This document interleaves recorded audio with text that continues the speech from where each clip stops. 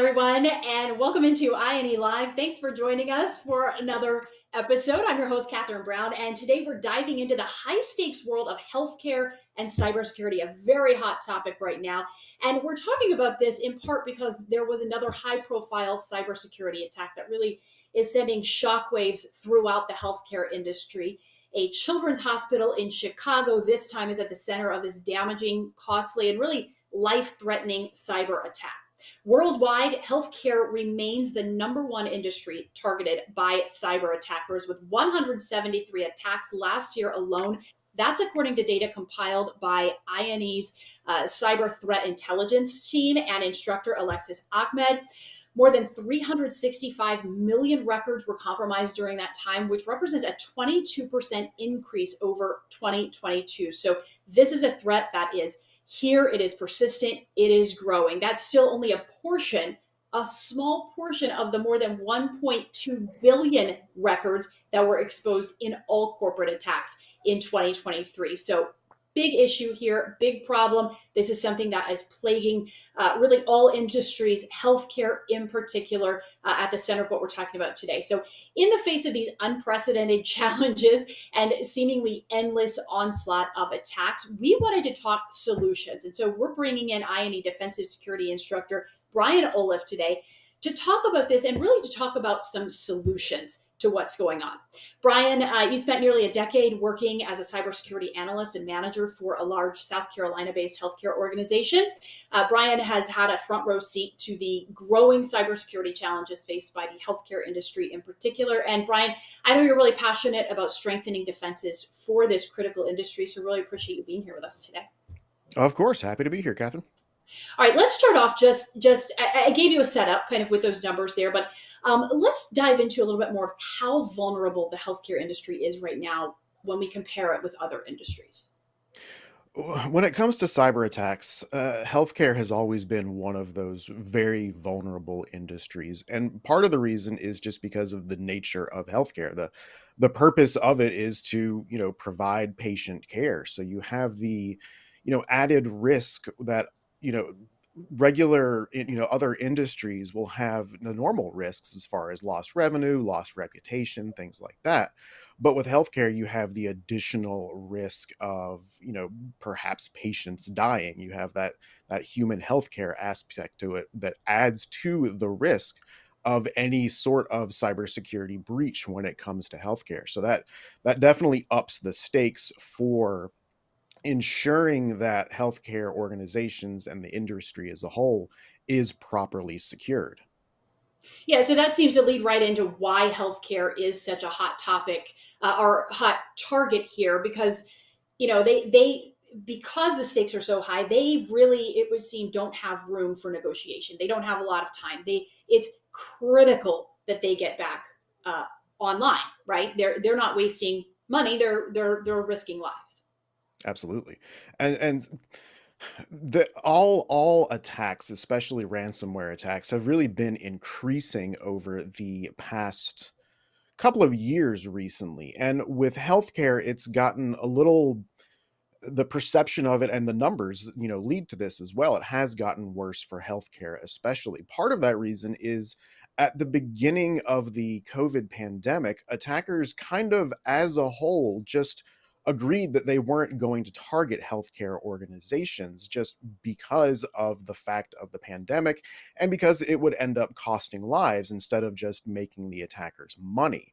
But as the years have gone on, a lot of the ransomware groups and threat actors have they've kind of gone back on that a little bit, and a couple of them have even been encouraging to attack for-profit healthcare organizations, kind of disregarding the human safety aspect to it. So when it comes to healthcare, they have that added urgency there to get their systems back online as quickly as possible so they can provide that patient care in a safe and effective manner. Unfortunately, there have been ransomware attacks that have resulted in the loss of life before at hospitals. So that's really the main goal of any healthcare organization when they're trying to recover from any sort of a cybersecurity incident, especially ransomware, is really to just get their systems back online as quickly as possible in order to, continue to provide that patient care the way it's really needed. One thing that really surprised me, and you probably that maybe this won't surprise you, but I think people who are outside of the in very plugged in cybersecurity realm um, may be surprised at how well organized these ransomware groups are. I mean, they have rules, they have recruiting methodologies.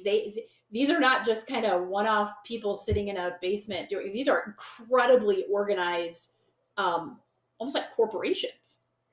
Oh yeah, they're incredibly organized. They have, specific rules of engagement. They have, lists of targets that they will and won't attack, lists of industries that they will specifically target, lists of industries that they specifically will refuse to target. And with the introduction of what's known as ransomware as a service, it's essentially become almost I mean, it has become a very profitable business for these ransomware operators.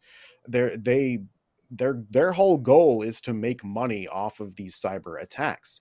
And one of the reasons that the number of attacks has been increasing so much is because less and less organizations are actually paying the ransomware.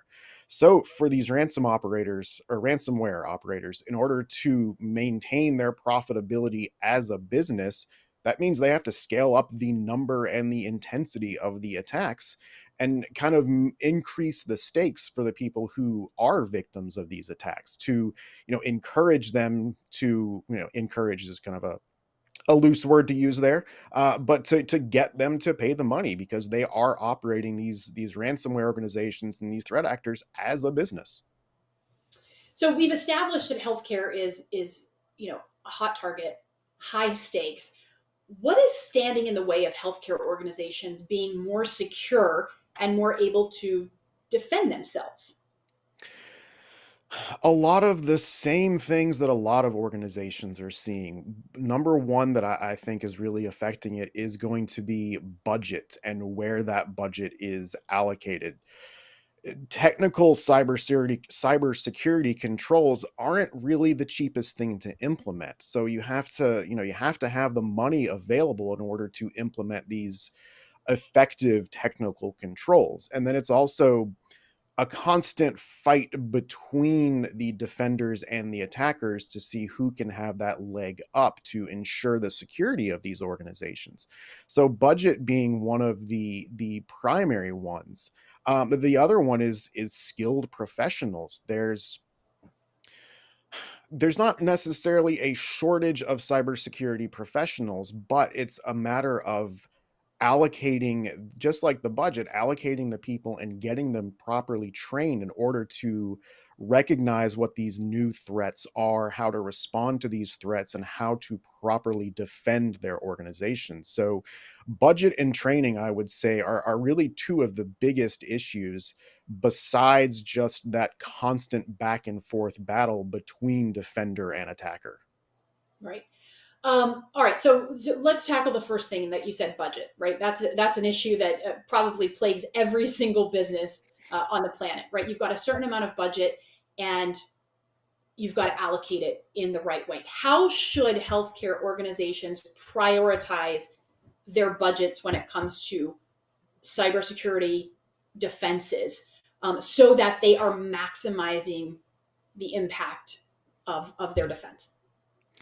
There's unfortunately not really one specific answer that's going to apply to everywhere. So the first thing any organization needs to do is perform that risk analysis to see where their biggest threat is going to be. It's going to depend on, what their infrastructure looks like, what their systems look like, what their, specialty is when it comes to healthcare, specifically.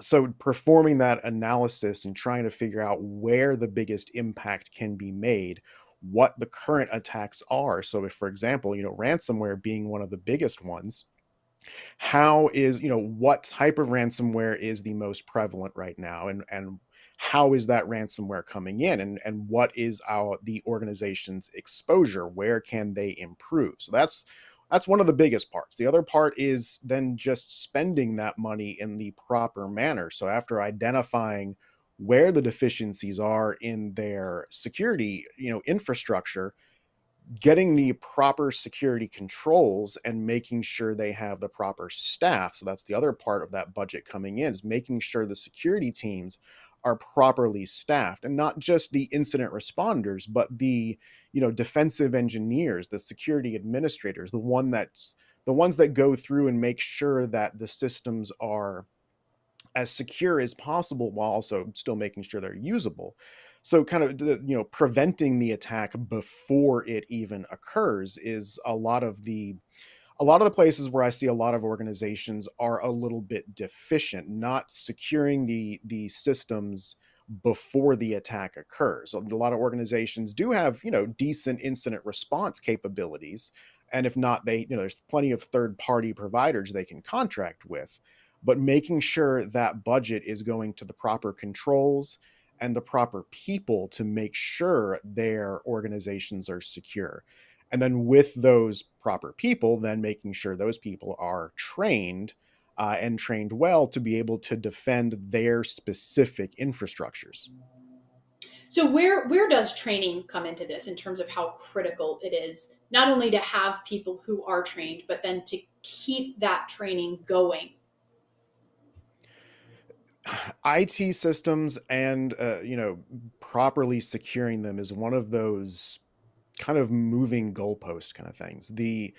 The training needs to be ongoing. There's always new threats coming out. There's always new vulnerabilities being released and discovered, and new ways to exploit all kinds of systems. So the training needs to be ongoing, whether it's training on specific systems that, an organization may have, training to make sure that, people are well versed in efficient and quick incident response procedures.